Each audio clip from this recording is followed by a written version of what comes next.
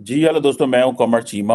और दोस्तों, जिस तरह कि आप देख रहे हैं, मेरे साथ मौजूद हैं प्रोफेसर डॉक्टर फरहान सदीकी। आप एसोसिएट प्रोफेसर हैं school of politics and international relations, Quaid-e-Azam university Islamabad में। डॉक्टर साहब, सबसे पहले तो आपके वक्त का बहुत शुक्रिया सर। नहीं जी, बहुत शुक्रिया कि आपने इनविटेशन दी अपने प्रोग्राम पे। I am honoured. Thank you sir. Doctor साहब, मैं आपका एक अभी चैप्टर पढ़ रहा था, जो एक अभी रिसेंट एक बुक है जो कॉन्स्टिट्यूशनल रेजिलियंस इन साउथ एशिया में आया। और आपने बेसिकली जो सिविलियन पॉलिटिकल एक्टर्स हैं और civil military relations in Pakistan के हवाले से आपने बात की है। आपने बहुत सारा लिटरेचर सर लिखा है कि डेमोक्रेटिक रिसेशन भी हुई है, हमारे मुल्क में कंट्रोल डेमोक्रेसी भी थी मुशर्रफ के ज़माने से, हमारे मुल्क में कूल एस कू भी है। और अभी जो है वो हम एक हाइब्रिड निज़ाम में हैं, जिसमें आपने आयशा सिद्दीक़ा को भी रेफरेंस दिया, हॉफमैन को, और आपने खुद भी बाद में इस पे बात की है। सर बेसिकली ये क्या है, हम यहाँ पे ये जो हाइब्रिड सिस्टम है, यहाँ पे हम कैसे पहुँचे हैं? बीच में आपने जिक्र किया है कि शायद जो पॉलिटिकल पार्टीज़ हैं उनके अंदर वो जो डिसीजन मेकिंग की जो है वो इनकॉम्पिटेंस की भी बात हुई है, और हमारा जो पॉलिटिकल सिस्टम है वो भी अंडर डेवलप्ड है। So what do you make of that? ये ज़्यादातर पॉलिटिकल पार्टीज की इनकॉम्पिटेंस है, या कि हमारे जो अनइलेक्टेड ऑफिसेज हैं, जो अनइलेक्टेड इंस्टीट्यूशंस हैं, वो ज़्यादा असर्ट करते हैं? Sir, what do you make of that, and how this hybrid system basically, और hybrid regime that came in shape? बहुत शुक्रिया कमर आपका। तो पहले कि आपने वो चैप्टर पढ़ा मेरा, thank you for reading it.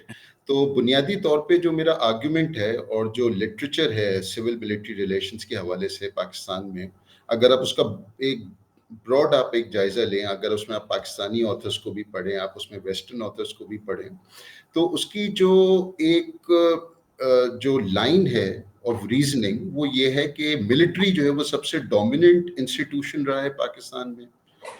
और मिलिट्री जब पावर में होती है, फर्ज करें जब मिलिट्री रिजीम्स होती हैं, तब भी वो सिस्टम के कंट्रोल में होती हैं, और जब वो पावर में नहीं होती तब भी वो बिहाइंड द सीन्स जो है वो पॉलिटिकल सिस्टम को इन्फ्लुएंस कर रही होती हैं। ना सिर्फ इन्फ्लुएंस कर रही होती हैं, बल्कि इस लिटरेचर के मुताबिक वो उसको कंप्लीटली कंट्रोल कर रही होती है। तो ये जो लाइन ऑफ रीजनिंग है of a dominant military in control of politics, in control of politicians, in control of political parties, इसको मैंने चैलेंज किया है ये बता के इस आर्टिकल में कि अगर हम इस रीजनिंग को एक्सेप्ट कर लें तो फिर जो सिविलियन पॉलिटिकल एक्टर्स हैं वो तो बिल्कुल एक सबमिसिव, बड़े कमजोर, बड़े प्लायंट एक्टर्स हैं जो कि सिर्फ मिलिट्री की डोमिनेंस को रिस्पॉन्ड करते हैं। मेरा ये कहना है कि नहीं जी, सिविलियन जो पॉलिटिकल एक्टर्स हैं हमारे, उन्होंने जो है वो मुख्तलिफ अदवार में और मुख्तलिफ वक्तों में अपनी रेजिलियंस भी जाहिर की है। और 2008 के बाद जो है वो रेजिलियंस और वो जो चैलेंज है एक तरीके का, वो अब सिविलियन जो एजेंसी है उसके हवाले से हमें ज़्यादा नज़र आ रहा है। एग्जाम्पल्स ले लें, 90s में ले लें आप। जो आपने हॉफमैन के आर्टिकल का जिक्र किया, हॉफमैन कहता है कि जी कंट्रोल डेमोक्रेसी है, और जो है वो जब मिलिट्री चाहती है इंटरवीन करे, जब मिलिट्री चाहे उन प्रोसेसेस को कंट्रोल कर लेती है, और इसी तरह पाकिस्तान में सिविल मिलिट्री रिलेशंस डिफाइन होते हैं। लेकिन अगर हम इस बात को मान लें तो 97 में नवाज शरीफ की हुकूमत 13th अमेंडमेंट लेके आती है, जिसमें वो आर्टिकल 58(2)(b, जो कि जनरल जियाउल हक ने इंस्टीट्यूट किया था क्लॉज, जिसके जरिए प्रेसिडेंट्स के पास ये आर्बिट्ररी पावर थी कि वो हुकूमतों को और डिसॉल्व कर देते, डिसमिस कर देते, वो उसने 97 में वहां से रिमूव कर दिया। 2/3 मेजोरिटी थी उनकी। तो सवाल ये है कि अगर मिलिट्री कंट्रोल में है जब वो पावर में नहीं है, तो नवाज शरीफ ये लेजिस्लेशन पार्लियामेंट में कैसे लेके आ रहे हैं 97 में? आगे आ जाएं, 18th अमेंडमेंट को देख लें। पूरा सिस्टम जो है वो सिविलियन एक्टर्स ने इन्वर्ट कर दिया पाकिस्तान का। आर्टिकल 6 मजबूत हो गया, ट्रीजन का जो क्लॉज था उसको मजबूत कर दिया, 7th एनएफसी अवार्ड लेके आ गए, सेंटर प्रोविंस के दरमियान जो फाइनेंशियल फॉर्मूला था उसको चेंज कर दिया, जिसमें आपने प्रोविंसेस के पास ज्यादा जो है वो फाइनेंशियल इख्तियारात दे दिए। आर्टिकल 58(2)(b आपने दोबारा रिमूव कर दिया। ठीक, तो ये जब सब हो रहा था और जब सिविलियन एक्टर्स अपनी जो है वो कॉन्स्टिट्यूएंसी को मजबूत कर रहे थे, वहां पे मिलिट्री कंट्रोल कहाँ गया? तो और 2008 के बाद दोबारा हमें नजर आता है कि जी ये जो सिविलियन पॉलिटिकल एक्टर्स हैं, अब ये कर ये रहे हैं कि ये, क्योंकि एक इलेक्टोरल साइकिल अब हमारा शुरू हो गया है 2008 ऑनवर्ड्स, तो ये इनकी जो कॉन्स्टिट्यूएंसी है, जिसे आप इलेक्टोरल कॉन्स्टिट्यूएंसी कह रहे हैं, वहां पे ये अपनी पॉपुलैरिटी, वहां पे अपनी ये लेजिटिमेसी, वहां पे अपने जो स्लोगनियरिंग है उसको, उसकी मैसेजिंग ज्यादा से ज्यादा कर रहे हैं और उसको ज्यादा से ज्यादा मजबूत कर रहे हैं। तो ये जो है अब हमें पिछले 10, 12, 15 सालों में नजर आ रहा है, डिस्पाइट द क्लेम्स, जिस तरह आपने कहा कि जी हाइब्रिड डेमोक्रेसी या हाइब्रिड रजीम की जो है कैरेक्टराइजेशन पाकिस्तान के हिसाब से दी जा रही है। देखिए, इसमें एक और बात समझने की ये है कि हमारी जो सिविल सोसाइटी है वो बड़ी एक्टिव किस्म की है। हम इजिप्ट नहीं है या मिडिल ईस्टर्न कंट्रीज नहीं है जहाँ पे डिक्टेटर्स जो है वो 40-40 साल तक हुकूमत करते रहे। तो हाइब्रिड डेमोक्रेसी थी जी, जब पीटीआई की गवर्नमेंट आई, लेकिन वो जो 4 साल उसके ऊपर क्रिटिसिज्म्स हुए हैं फ्रॉम द ऑपोजिशन, यानी एलीट लेवल पे, from the civil society level, वो भी मैनिफेस्ट थे। ठीक, अब जो पिछले साल में, 1 साल में जो हुआ है, ठीक है, उसके हवाले से भी जो क्रिटिसिज्म्स हैं और जो उसके खिलाफ जो एक स्लोगनियरिंग है, वो भी जो है वो मैनिफेस्ट हो रही है पाकिस्तान की पॉलिटिकल स्पेस में। तो ये सब हमें ये बताती है कि वो जो सिविलियन जो एक स्पेस थी, जिसमें डेमोक्रेसी का एलिमेंट है, पावर शेयरिंग का एलिमेंट है, फेडरलिज्म का एलिमेंट है, पब्लिक से एक कनेक्ट का एलिमेंट है, वो भी जो है वो मैनिफेस्ट है। तो जो सिविल मिलिट्री रिलेशनशिप है, इसको आप प्रेडोमिनेंटली जो लिटरेचर देखता है एक डोमिनेंट मिलिट्री मॉडल के जरिए, वो मेरा ख्याल में गलत कैरेक्टराइजेशन। बिल्कुल ठीक। अच्छा डॉक्टर साहब, आपने अपने आर्टिकल में बेसिकली बात की हुई है, बेसिकली हॉरिजॉन्टल और वर्टिकल एक्सेस की भी बात की हुई है कि किस तरह सिविल और मिलिट्री जो है वो compete करती है हॉरिजॉन्टली एंड वर्टिकली। काइंडली ज़रा हमें ये थोड़ा बताएं कि ये किस तरह का कंपटीशन है कि ऑल्दो कि आपने उसमें मिसालें दी हुई हैं, लेकिन ये बड़ी इंटरेस्टिंग कैरेक्टराइजेशन है। ज़रा काइंडली हमें बताएं कि मिलिट्री के पास तो कोर्ट्स ऑफ पावर है, लेकिन how do the politicians they compete, वो क्या क्या करते जी हैं? देखिए, जो हॉरिजॉन्टल कंपटीशन है वो एलीट लेवल पे है। ठीक, वो दोनों सिविलियन पॉलिटिकल एक्टर्स और मिलिट्री एक्टर्स के दरमियान एलीट लेवल पे है, जिसमें कई सारे इश्यूज हैं। जिसमें इश्यूज हैं कि रिसोर्सेज किसके पास होने चाहिए। जिस तरह आपको याद होगा कि वो बाजवा डॉक्ट्राइन का एक जिक्र किया एक ज़माने में, और ये कहा गया कि एक रिजेंटमेंट है कि जी जो फाइनेंशियल रिसोर्सेज हैं, और ये पीटीआई की गवर्नमेंट, इवन इमरान खान साहब ने भी एज प्राइम मिनिस्टर कहा था कि 18th अमेंडमेंट के बाद अब सेंटर वीक हो रहा है, और सेंटर इसीलिए वीक हो रहा है क्योंकि financial resources 7th NFC award के बाद अब वो प्रोविंसेस के पास जाते हैं। तो ये जो हॉरिजॉन्टल कंपटीशन है ये एलीट लेवल पे है सिविल और मिलिट्री के दरमियान, जिसमें रिसोर्स डिस्ट्रीब्यूशन, जिसमें इवन अपॉइंटमेंट्स, जिसमें पावर स्ट्रगल या एक पावर कॉन्फ्लिक्ट है कि किसके पास अथॉरिटी, पावर और इन्फ्लुएंस होना चाहिए। जो वर्टिकल लेवल है वो ये है कि पब्लिक में किसकी ज्यादा लेजिटिमेसी है या किसकी ज्यादा लेजिटिमेसी होनी चाहिए। तो एक जो चीज़ है जो हम सिविल मिलिट्री डायनामिक में हम अक्सर मिस कर जाते हैं, वो ये है कि मिलिट्री को भी पब्लिक सपोर्ट की ज़रूरत है, ना सिर्फ सिविलियंस को। और वो जो पब्लिक सपोर्ट है मिलिट्री को, पब्लिक सपोर्ट की जो ज़रूरत है मिलिट्री को, वहाँ पे भी सिविलियंस और मिलिट्री के दरमियान एक कॉम्पिटिशन। तो अब जो सिविलियंस हैं उनके जो हमें ये हाइब्रिड रजीम और जो हाइब्रिड डेमोक्रेसी में जो हमें नजर आया, वहां पे एक पैराडॉक्स जो अब इमर्ज हो रहा है, सिविलियंस की रूह से मैं बात कर रहा हूं, कि it is the paradox of whether responding to the will of the people और whether responding to the will of the establishment.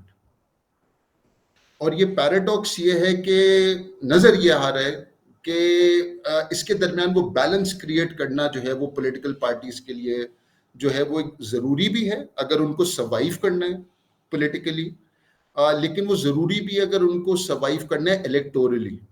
हम्म। तो अगर इफ देयर और जो हाइब्रिड रिजीम का जो सारा क्रिटिसिज्म था वो ये था कि द पॉलिटिकल पार्टीज और the incumbent party in power is responding more to the will of the establishment rather than the will of the people.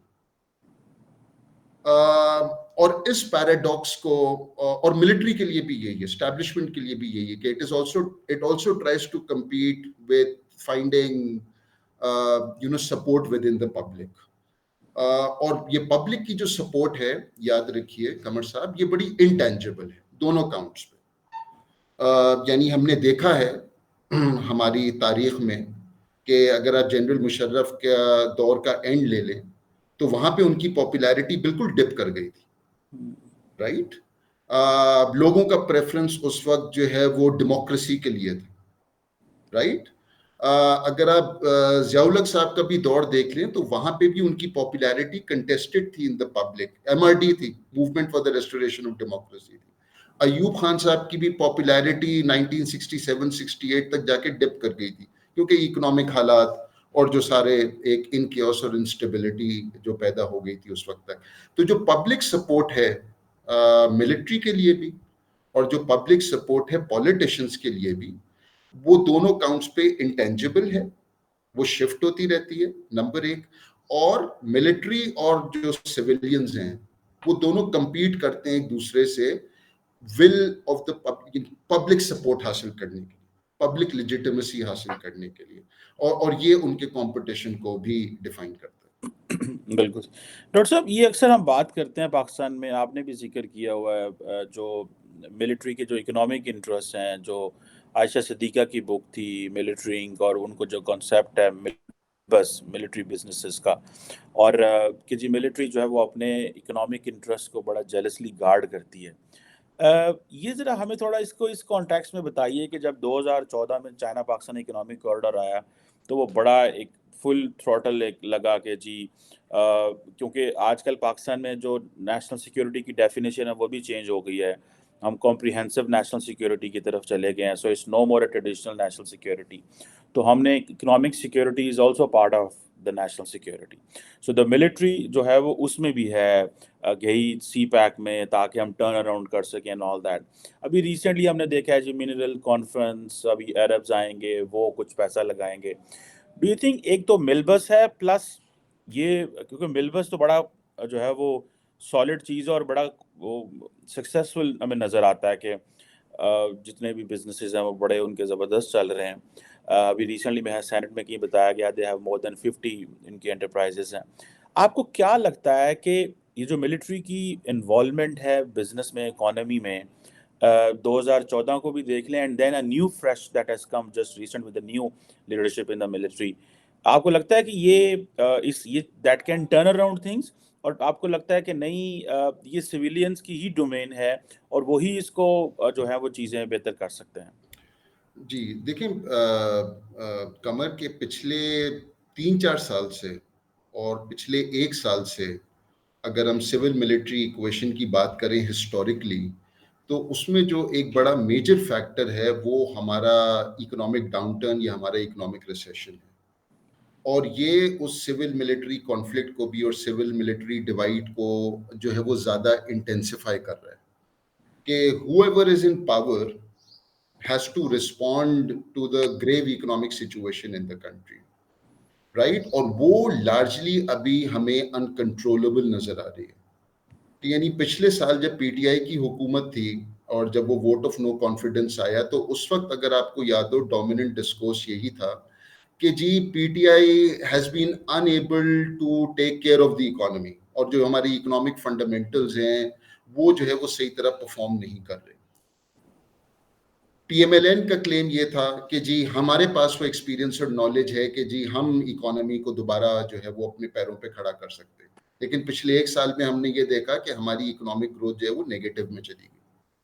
तो ये एक बड़ा मेजर, और ये आइडेंटिफाई करता है, ये बताता है, बड़े अच्छे हमारे पास पॉलिटिकल इकोनॉमिस्ट हैं और वो बहुत उनकी डिबेट्स होती है और बहुत अच्छे जवाब वो देते हैं और बताते हैं कि ये जो फॉल्ट लाइंस हैं वो स्ट्रक्चरल हो गई। ठीक, अगर आपको याद हो 1999 में जब हमने अपना न्यूक्लियर वेपन्स जो टेस्ट किया था, उसके बाद भी पीएमएलएन की गवर्नमेंट थी और वो एक जो है वो ये हुआ कि जी फॉरेन करेंसी अकाउंट जो है वो फ्रीज हो जाएंगे, फ्रीज हो गए थे, कुछ हुआ था, लेकिन जो इन्फ्लेशन थी डाउन एट द बॉटम वो काफी कंट्रोल्ड थी। अब हमारे पास ये हो गया कि वो इन्फ्लेशन रेट जो है वो हमारा 100, जो फूड इन्फ्लेशन है वो 100% तक पहुंच गई है। तो ये एक बड़ा सिवियर इकोनॉमिक क्राइसिस है। नंबर एक, आपने सीपेक की बात की। देखिए अभी हमने ये 10 साल सीपेक के हमने सेलिब्रेट भी किए हैं, लेकिन हमें ये देखना चाहिए कि सीपेक से हमारी इकोनॉमिक ग्रोथ कितनी बड़ी है। ठीक है, डबल हुई है, ट्रिपल हुई है, हमारी इकोनॉमी कितनी डाइवर्सिफाई हुई है, क्या कॉन्क्रीट इकोनॉमिक गेन्स हमारे पास आए हैं। तो ये जरूर कहा गया कि जी एम्प्लॉयमेंट जनरेट हुई है, इन्वेस्टमेंट्स आई हैं, लेकिन हमारे मैक्रो इकोनॉमिक इंडिकेटर्स जो देखें, जो हमारे जीडीपी ग्रोथ रेट है, हमारा पर कैपिटा इनकम है, वो डिक्लाइन किया है। ठीक है, तो इसका मतलब ये कि एक फंडामेंटल प्रॉब्लम हमारा स्ट्रक्चरल है इकोनॉमी का, ठीक है, जो एड्रेस नहीं हो पा रहा, और उसमें काफी बहस हुई है।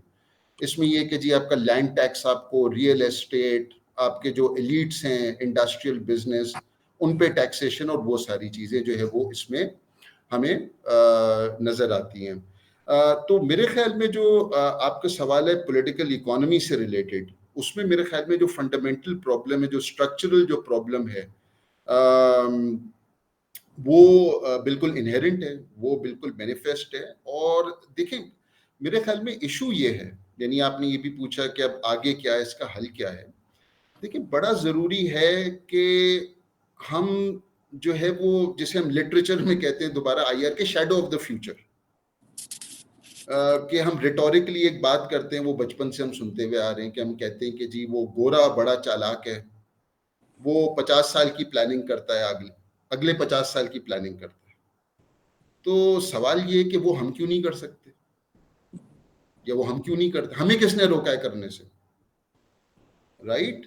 और अगर वो हमें करना है और अगर वो प्लानिंग करनी है, तो उससे रेक्विजिट जितने भी स्ट्रक्चरल रिफॉर्म्स हैं इकोनॉमिक जो हमें लेने चाहिए, वो हमें करने पड़ेंगे। अगर हम day to day fire fighting में लगे रहेंगे,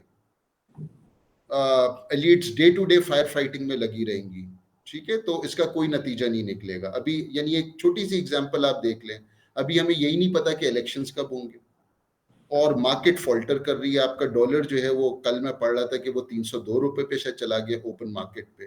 तो what is it responding to? It is responding to the political uncertainty. जब ये हुकूमत थी, वो नहीं पता चल रहा था जी ये 6 महीने चलेंगे, ये 2 साल चलेंगे, राइट?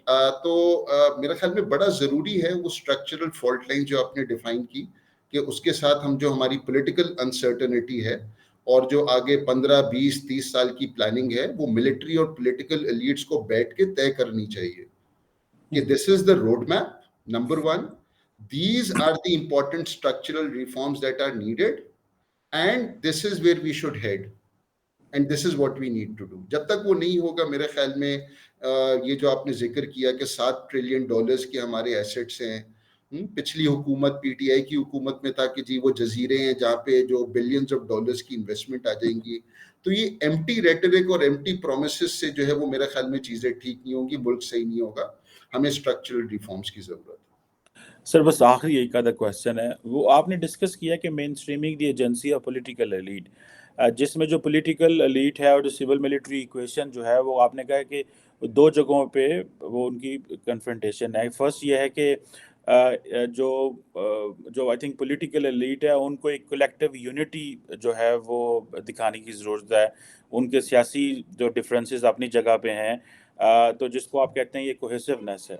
दूसरी तरफ आपने ये भी बात की हुई है कि हमें जो जो इलेक्टोरली जो पॉलिटिकल पार्टीज हैं, वो कहीं ना कहीं पे जाके कोई टैक्टिकल मिलिट्री जो है अलायंस कर लेते हैं फौज के साथ। जी तो जी। इसको आप कैसे देखते हैं? क्या सियासतदान इकट्ठे होके दे कैन कम अप, या कि उनमें से कोई एक जो है उसको निकाल लिया जाएगा और उसके साथ अलायंस बना के and then they will rule? Do you think ये जो साइकिल है, जिसको भी रिसेंटली लोगों ने कहा कि देखें ये माजी में होता रहा, अब ये पीटीआई है, अब इन आईटी का ज़माना है, सोशल मीडिया, अब ये चीज़ें नहीं हो सकती, और इसकी वजह से जो इंस्टीट्यूशंस को स्टेप बैक भी करना पड़ा, वो जो पब्लिक बैकलैश भी आया, आपको लगता है ये फॉर्मूला चलेगा या कि इसमें कोई तब्दीली आ सकती है? जी, बड़ा अच्छा सवाल है। बिल्कुल इसी तरह है। देखें, अगर आप 90s में देखें बेनज़ीर भुट्टो और नवाज़ शरीफ की सियासत को, वो बड़ी स्टेल किस्म की सियासत थी। वो 2 ढाई साल उनकी हुकूमतें रहती थी, फिर वो डिसमिस हो जाती थी, राइट? अगर 2006 में चार्टर ऑफ डेमोक्रेसी ना होता, और वो एलीट कोहेसिवनेस या एक एलीट कंसेंसस नहीं होता, तो उनकी पॉलिटिक्स उसी तरह स्टेल रहती, और जो है वो पाकिस्तान में पॉलिटिकल एजेंसी या जो सिविलियन रेजिलियंस जो है वो कभी भी हमें नज़र नहीं आता। तो सिविलियन एलीट्स के लिए ये बहुत ज़रूरी है कि वो एक मिनिमम कंसेंसस रखें और बनाएं कि वो पाकिस्तान के पॉलिटिकल सिस्टम को देखते किस तरह हैं और वो किस तरह उसको चलाना चाहते हैं। वो हमें charter of democracy 18th amendment में federalism, democracy, 7th NFC award में वो हमें नजर आता है कि वो कुछ फंडामेंटल पैरामीटर्स की बात कर रहे हैं जो कि डेमोक्रेसी, दोबारा इन सारी चीज़ों से रिलेटेड है, जो हिस्टोरिकली पाकिस्तान में जिनकी जो है वो इतनी उनकी जो है वो इम्पोर्टेंस नहीं रही थी because of the military regimes that were in power. लेकिन जिस तरह आपने बिल्कुल सही फरमाया कि इनको compete भी करना है एक दूसरे के खिलाफ इलेक्शंस में, और इलेक्शंस में compete करने के लिए इनको एक दूसरे पे इल्जामात भी लगाने होते हैं, एक दूसरे की जो political, domestic, economic, foreign policies है उनको क्रिटिसाइज भी करना होता है। तो ये एक पैराडॉक्स इनमें जो है वो मैनिफेस्ट है, राइट? लेकिन वो मिनिमम एलीट कंसेंसस जरूरी है, दोबारा जो चार्टर ऑफ डेमोक्रेसी में नजर आया।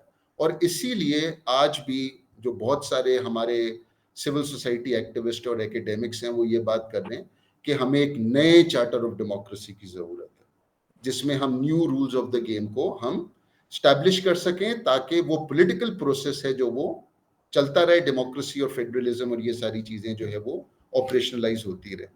अच्छा जी, जो दूसरी आपने बात कही कि ये पार्टीज और पीटीआई किसी एक पार्टी के साथ अलायंस कर लेना, दूसरी पार्टीज को जो है वो साइड लाइन कर देना, सेंशर कर देना, उनको कैंसिल कर देना, तो ये हमें नजर आया है कि इस तरह सिस्टम जो है वो नहीं चल सकता, इन स्टेबिलिटी के साथ नहीं चल सकता। उसमें हमें अनसर्टेनिटी और इंस्टेबिलिटी नजर आती रहेगी, और वो अनसर्टेनिटी और इंस्टेबिलिटी इसलिए नजर आती रहेगी क्योंकि जो पॉलिटिकल पार्टीज जो ऑपोजिशन में वो वोकल हैं, वो अब अपना कनेक्ट वो बना रही हैं 2008 के बाद लोगों के साथ, अपनी सपोर्ट बेस के साथ, अपनी कॉन्स्टिट्यूएंसीज के साथ।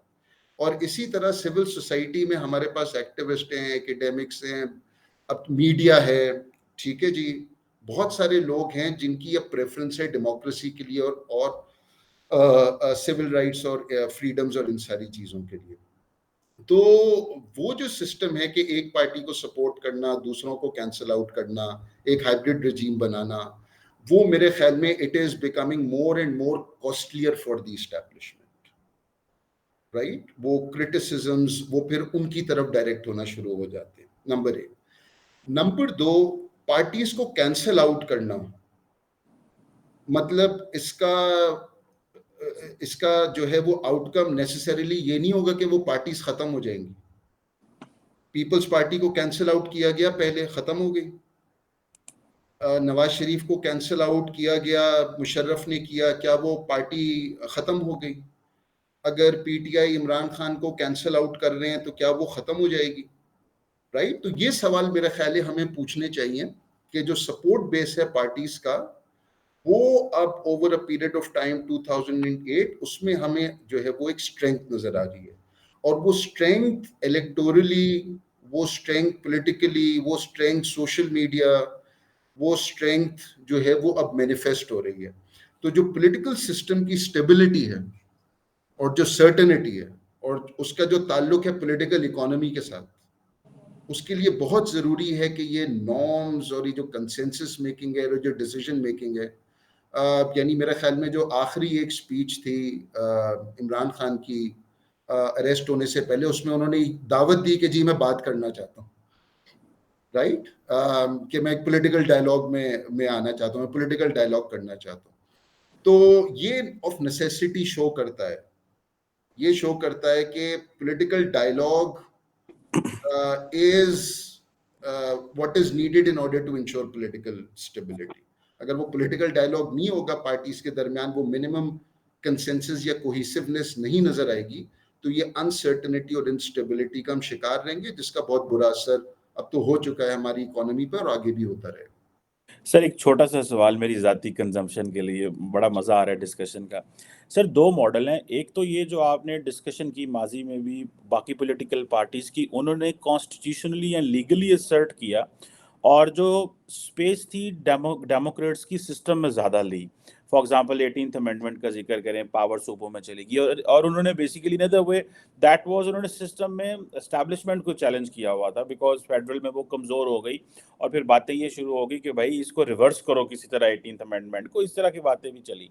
जी। एक मॉडल है जो इमरान खान ने दिया कि सीधे ही फौज को टारगेट कर दो, गालियां दो, ये करो, फलाना डीजीआईएसआई तुम ऐसे हो, फलाने जनरल तुम बच्चे थे जब मैं ये कर रहा था। आपको क्या लगता है ये सियासतदानों ने ये वक्त जाया कर दिया है कि ये एक अननेसेसरी जो है वो लड़ाई है?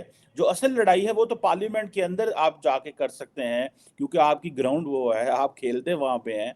सो ये जो आप मिनिमम डेमोक्रेटिक कंसेंसस की बात करते हैं, आपको लगता है कि हमारी पॉलिटिकल पार्टीज जो हैं इसका ताल्लुक वक़्त से है? पहले नवाज शरीफ और पीपल्स पार्टी और वो सारे ऐसे ही लड़ते रहे। आज इमरान खान जो है उसने डायरेक्ट लड़ाई शुरू कर दी।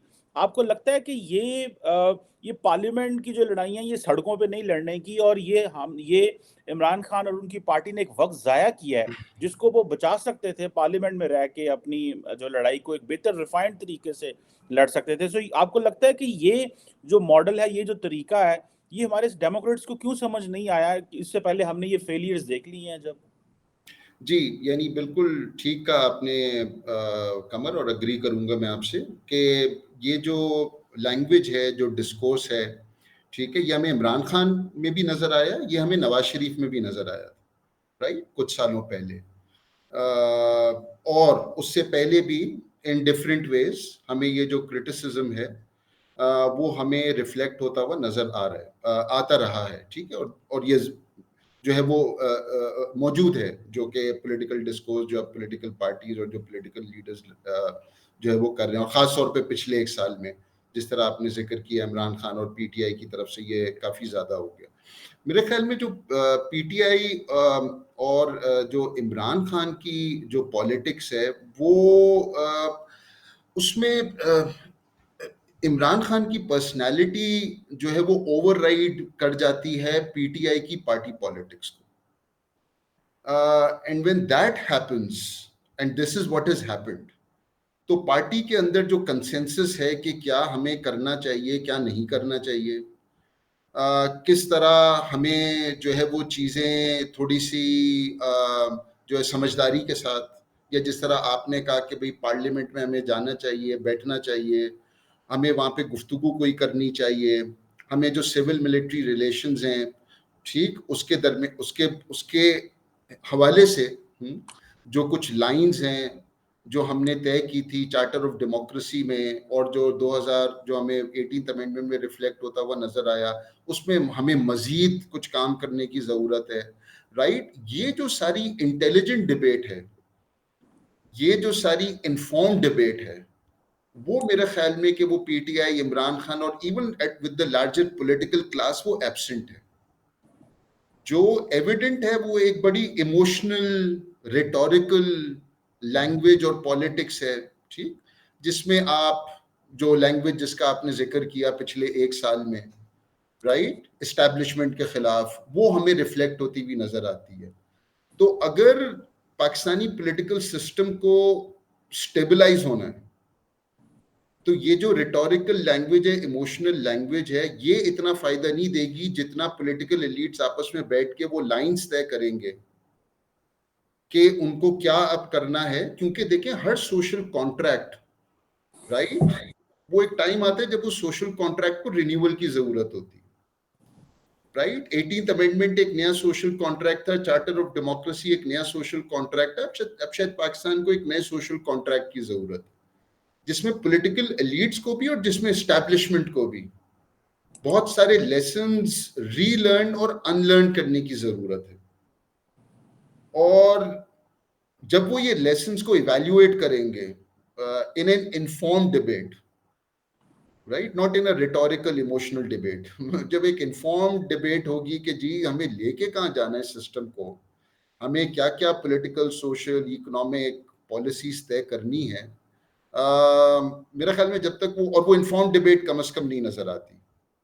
वो हमें पिछले 1 साल में पीडीएम के हवाले से भी वो कोई एक इन्फॉर्म्ड डिबेट हमें नजर नहीं आई, राइट, कि किस तरफ सिस्टम को लेके जाना है।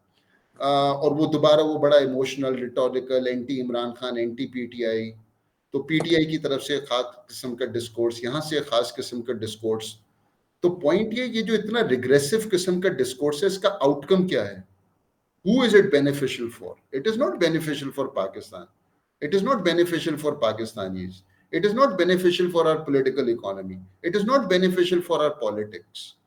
राइट, और जब तक ये चीजें हम तय नहीं करेंगे, मेरे ख्याल में हम इसी तरह एक क्राइसिस से दूसरी क्राइसिस में घिरते चले जाएंगे।